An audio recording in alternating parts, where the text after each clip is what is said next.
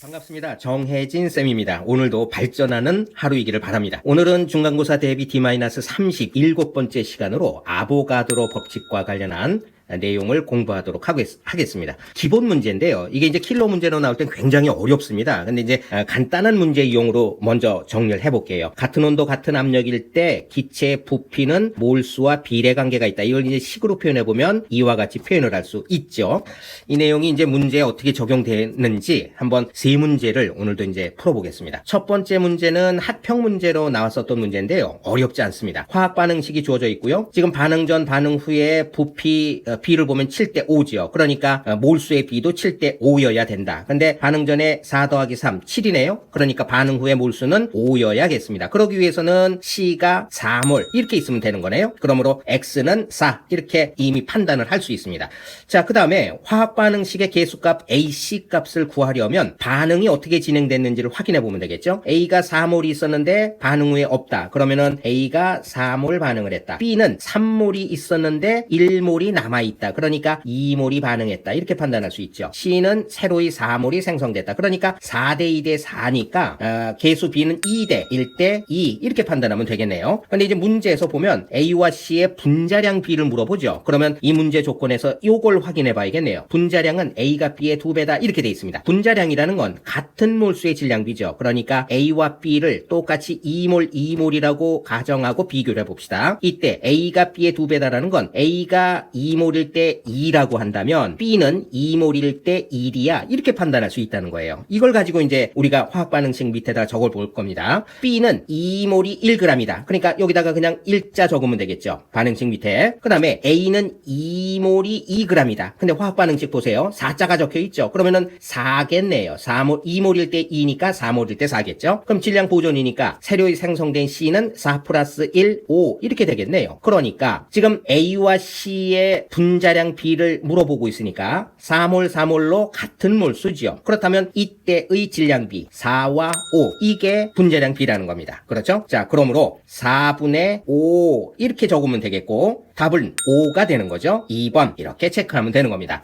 그렇게 어렵지 않지요. 그러니까 기본은 아보가드로 법칙으로 출발했고 중심에는 분자량 B가 같은 몰수의 질량 B다. 이거를 활용해서 문제를 푼 겁니다. 자, 유사한 아보가드로 법칙 문제를 한번 더 볼게요. 밑에 보면 이제 가, 나, 다 과정에서의 몰수 변화를 지금 부피 변화 H로 지금 묘사하고 있습니다. 자, 가에는 A2가 0.3몰 있고 B2가 0.6몰 있었는데 그게 18H예요. 그러니까 몰수의 합은 0.9몰이죠. 0.9몰이 18H로 표현됐다는 겁니다. 그렇다면 지금 10H로 묘사되는 나는 얼마여야 될까요? 0.5몰이어야겠죠. 비례관계로 보면. 그러면 두 개를 더해서 0.5이기 위해서는 A2가 0.1몰이면은 되겠습니다. 그렇죠? 그렇다면 반응 과정을 보면 A2가 0.3에서 0.1로 지금 0.2만큼 반응을 했죠. 그 다음에 B2는 0.6이 모두 반응해서 나에는 없고요. X가 0.4 그러니까 0.2 대 0.6 대 0.4 1대 3대 2네요. 자, 이걸 이제 화학 반응식으로 적어보겠습니다. A2, 그 다음에 B2, 그리고 X. 그런데 지금 1대 3대 2의 몰수 관계라는 걸 판단했으니까 그러면 X는 식으로 보면 A, B, 3 이렇게 판단할 수 있겠군요. 그죠? 자, 지문 들어갑니다. 기억. X의 화학식은 AB2다. AB3니까 틀렸고요. 니은. 나에서 A2는 0.1몰이다. 우리가 확인했습니다. 맞습니다. 디귿. 다에서 A는. 이거는 나에서 다로 가는 반응을 한번 확인해 봐야겠네요. 지금 0.1몰의 A2가 있는 곳에다가 B2가 없었기 때문에 B2를 외부에서 넣었다는 거예요. 그럼 0.4를 넣었으니까 1대 3으로 반응하는 거니까 B2가 0.3이 없어지겠네요. 그러면 남는 것이 B2 0.1몰이 남겠군요. 새로이 생성된 X는 얼마가 있을까요? 나에서 0.4몰이 있었죠. 그런데 새롭게 1대 3대 2로 반응을 하면서 0.2몰이 더 생긴 거죠. 그러니까 X는 다에 0.6몰이 있는 겁니다. 그렇게 되면 합하면 0.7이죠. 그렇게 되면은 요 높이로 따질 때는 14H 이렇게 되겠죠. 되겠군요. 그런데 디귿에서 12H 이렇게 표현했기 때문에 옳지 않고요. 옳은 것은 니은 2번 이렇게 판단하면 됩니다. 그러니까 아보가드로 법칙이 화학 반응식과 결합되면 기본적으로 이런 유형의 문제가 나온다는 거죠. 자, 한 문제 더 보도록 하겠습니다. 이 문제도 학평 문제로 취급된 문제입니다. 자, 부피는 몰수에 비례한다. 이걸 지금 우리가 계속 확인하고 있는 겁니다. 지금 실린더의 변화 과정을 한번 볼게요. 가, 나, 다. 가와 나의 반응을 한번 비교해 보겠습니다. 지금 부피가 3V, 2V, 2.5V 이렇게 변하고 있네요. 그런데 가의 상태를 보면 A, B가 똑같은 몰수예요. 그렇다면은 3V를 나누면 A는 1몰이 1.5V리터 이렇게 판단할 수 있겠죠? 마찬가지 B도 1.5V 이렇게 판단할 수 있습니다. 자, 여기서 중요한 게 쌤이 전에 이론 설명을 하는 영상을 찍었었는데 3분 컷 화학 반응식 이론 이런 내용이 있었습니다. 혹시 못 본 친구들도 있을 수 있으니까 쌤이 링크를 걸어 놓을 테니까 지금부터 쌤이 설명하는 내용이 이해가 잘 안 간다면 이 영상을 다시 한번 꼭 좀 봐주시길 바랍니다.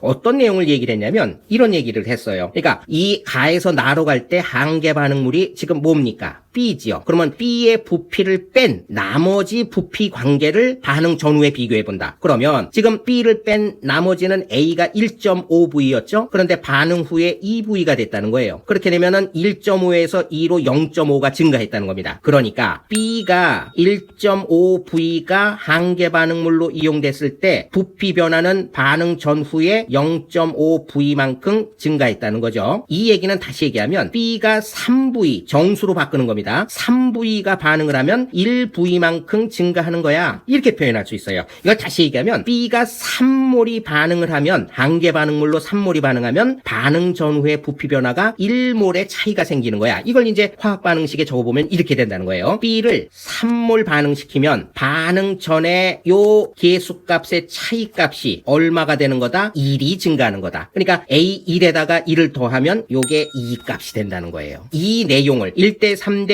2의 계수 B를 쌤은 가와 나를 비교해서 얻었다는 겁니다. 이렇게 되면 문제가 쉽게 풀리는 거예요. 이거를 이해하길 바라면서 쌤이 3분 컷 이론을 만들었었거든요. 꼭 한번 다시 보십시오. 자, 그렇다면 지금 나에서 다로 갈 때 요거는 어떻게 설명할 수 있을까요? 지금 나에서 다로 갈 때는 반응물 중에 A와 B 중에 누가 한계 반응물인지 지금 아직 판단할 수 없지 않습니까? 그런데 분명한 건 화학 반응식 다시 한번 봐보십시오. 아하, B가 한계 반응물이라면, 한계 반응물로 이용된다면 이 부피는 어떻게 변화된다? A가 1이 없어지고 C가 2가 생기기 때문에 부피가 증가한다는 거예요. B가 한계 반응물로 이용된다면 부피는 증가한다. 자, 보세요. 나에서 다로 갈 때 부피가 지금 B는 바깥에 있는 거죠. 부피는 2에서 2.5로 0.5만큼 증가했다는 거예요. 그러니까 이 나에서 다로 갈 때 반응도 B가 한계 반응물이었구나. 이렇게 판단할 수 있다는 거예요. 2에서 2.5로 0.5 증가한 걸 보고. 그렇죠? 그러면 결론 납니다.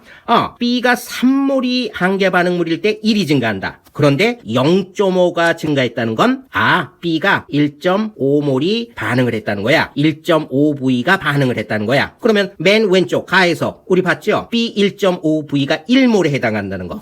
그러니까 BX몰은 바로 1몰이구나. 이렇게 판단하면 된다는 거예요. 그래서 X값이 얼마냐? 이렇게 물었다면 3번 1이야. 이렇게 판단하면 되는 거죠. 이해되시나요? 자, 이 세 번째 푼 문제가 쉽지 않습니다. 이거를 가지고 어려운 킬러 문제들을 우리가 앞으로 많이 풀게 될 거거든요. 꼭 다시 한번 확인해 보시죠.